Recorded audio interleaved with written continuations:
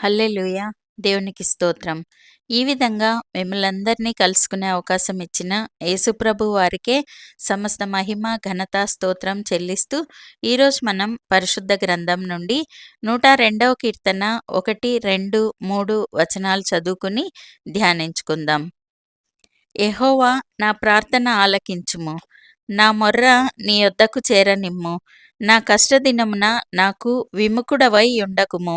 నాకు చెవియొగ్గుము. నేను మొరలిడునాడు త్వరపడి నాకుత్తరమిమ్ము. పొగ ఎగిరిపోవునట్లుగా నా దినములు తరిగిపోవుచున్నది. పొయ్యిలోనిది కాలిపోయినట్లు నా ఎముకలు కాలిపోయి ఉన్నవి. ఈ కీర్తన దావీదు చాలా కష్టంలో ఉన్నప్పుడు రాసిన కీర్తన.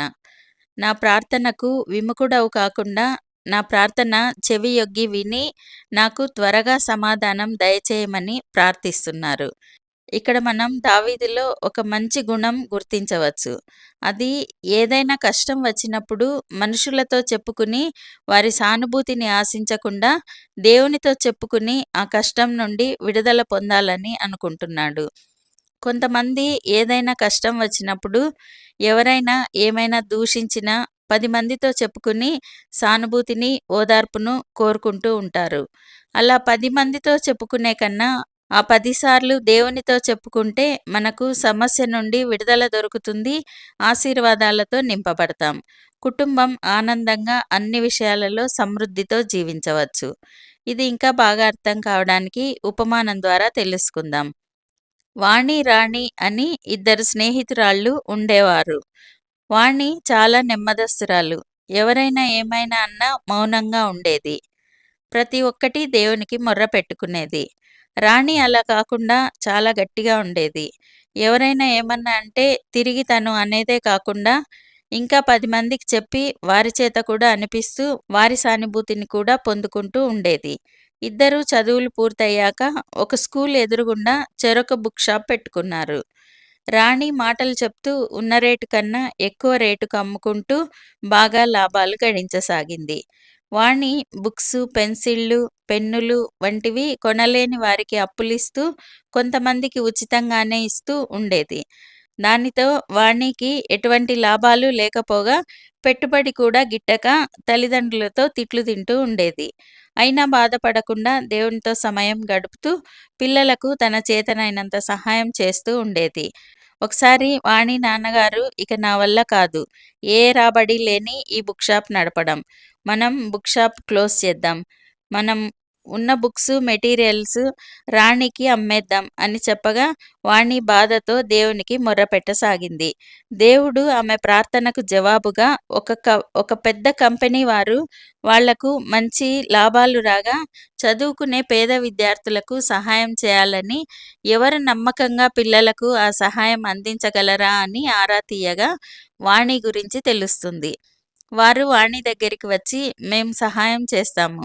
మీరు నిజమైన పేద పిల్లలకు ఆ సహాయం అందేలా మీ బుక్ షాప్ నుండి చేస్తారా? మీకు సాలరీ కూడా ఇస్తాము. డబ్బు ఇవ్వగలిగే పిల్లలకు అమ్మితే ఆ డబ్బు కూడా మీరే తీసుకోవచ్చు. ఇవ్వలేని వాళ్లకు మీరే దగ్గరుండి వారికి కావలసినవన్నీ ఇవ్వండి అని అడగగా వాణి సంతోషంగా దేవునికి కృతజ్ఞతలు తెలుపుకుంటూ ఒప్పుకుంటుంది.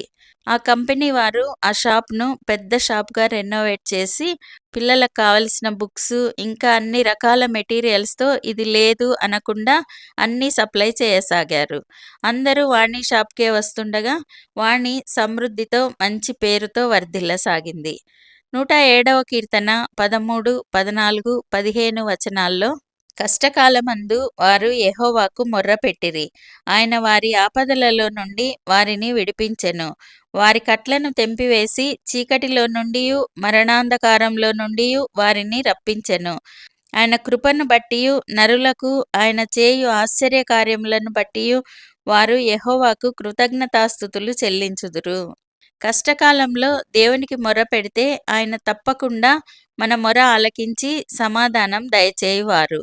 అందరి కష్టాలు ఒకలా ఉండవు. ఒక్కొక్కరిది ఒక్కొక్క కష్టం ఉంటుంది. మునుపటివన్నీ పోగొట్టుకుని ఏమీ లేక బాధపడుతూ ఉండవచ్చు. కొందరు ఆరోగ్యం పోగొట్టుకుని అనారోగ్యంతో బాధపడుతూ ఉండవచ్చు. ఇంకొందరు కుటుంబంలో సమస్యలతో, ఇంకొందరు చాలీచాలని జీతంతో, ఇంకొందరు పిల్లలు సరిగా లేక వారింకా సెటిల్ కాలేదని, వివాహాలు జరగలేదని, ఇంకొందరు గర్భఫలం లేదని అవమానాలతో కృంగిపోతూ ఉంటారు. సమస్య ఏదైనా సరే ప్రార్థనను నిర్లక్ష్య పెట్టకుండా, ఎదుటివారి సానుభూతిని ఆశించకుండా, యేసుప్రభు వారి దగ్గర ఉన్నదున్నట్లు మనం మొర్రపెట్టుకుంటే, నిశ్చయంగా ఆయన మనకు కష్టాల నుండి విడుదల దయచేస్తారు. మనం దావీదు మహారాజు ప్రార్థనను గమనిస్తే, ఆయన ఎంత ఉన్నట్టుగా దేవునితో చెప్పుకుంటూ ఉంటారు. ఏ దాపరికం లేకుండా. మనం కూడా మన ప్రతి పరిస్థితిని, మన మానసిక స్థితిని అన్నీ ఉన్నట్లు ఆయన వద్ద చెప్పుకుంటే, ఆయన మనకు నిశ్చయంగా విడుదల దయచేసి, మనల్ని గొప్ప సాక్షులుగా నిలబెడతారు. ప్రార్థన చేసుకుందాం. ప్రభువా, దేవా, సర్వాధికారి తండ్రి, మీ పరిశుద్ధ పాదాలకు వందనాలు, స్తుతులు, స్తోత్రాలు నాయనా. మీరు మా జీవితంలో జరిగించిన మేలులన్నింటికీ వందనాలయ్యా. దేవా, ఈరోజు ప్రార్థన ద్వారా ఎలా మేలులు, ఆశీర్వాదాలు పొందుకోవచ్చో నేర్పినందుకు వందనాలు తండ్రి. మేమందరం మనుషుల సానుభూతిని కాకుండా మీ ప్రేమను పొందుకునేలా, మీ వైపు చూసేలా, మీ ఆశీర్వాదాలు పొందుకునేలా మమ్మల్ని ఆశీర్వదించండి. ఈ వాక్యం వింటున్న వారు ఏ కష్టంలో ఉండి మొరపెడుతున్నారో వారి ప్రార్థన ఆలకించి వారికి సమాధానం దయచేయండి. అనారోగ్యంతో బాధపడుతున్న వారికి ఆరోగ్యం, శరీరంలో శక్తిని దయచేయండి. ఆర్థిక ఇబ్బందులను, చాలీచాలనితనాన్ని తీసివేసి మంచి ఆర్థిక సమృద్ధితో నింపండి. కుటుంబంలో సమస్యలను తీసివేసి ఐక్యతను దయచేయండి. చెడు అలవాట్లకు లోనైన వారిని విడిపించి మంచి ఘనత, గౌరవం, ఆరోగ్యం దయచేయండి. స్కూల్స్ ఓపెన్ చేసి విద్యార్థులంతా మళ్ళీ స్కూళ్లకు వెళ్తుండగా వారిని మీ జ్ఞానంతో నింపి బాగా చదువుకునేలా, అన్నిట్లో ఫస్ట్ ర్యాంక్‌లో ఉండేలా ఆశీర్వదించండి. అన్ని విషయాలలో సమృద్ధిని దయచేయమని నజరేయుడైన సర్వశక్తిగల యేసుక్రీస్తు నామంలో ప్రార్థిస్తున్నాం తండ్రి. Amen. Thank you Jesus. God bless you.